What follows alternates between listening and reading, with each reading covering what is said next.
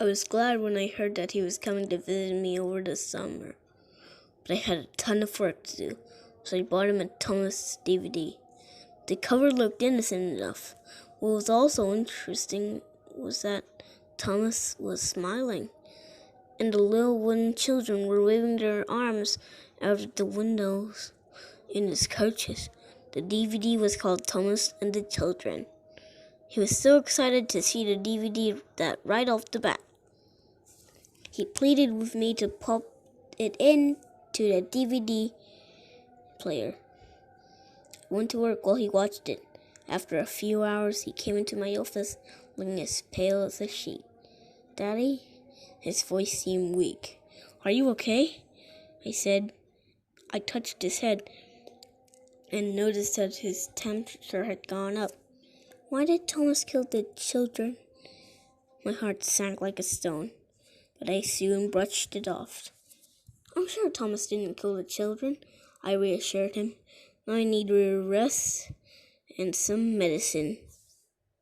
I gently pushed him towards his room. "Come on now." After putting him to bed, I got curious as to what he had seen. I popped in the DVD and began to watch the episode play. It seemed normal enough.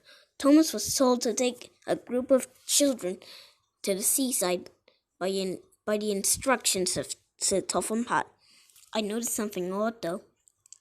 There was no narrator in this episode. It then showed the little wooden children and showed every single one of them climb on board. There was a scene of him zooming down the rails, like he always did, and the kids were cheering. But then there was trouble, as they say in the show.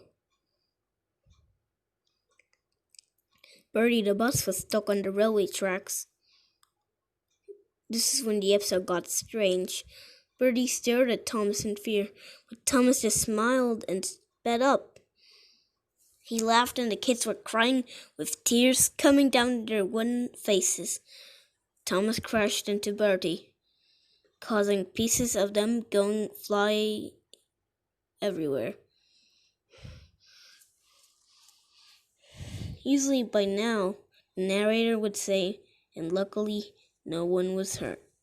But there was no reassurance for the kids. The episode then showed what happens inside the coaches.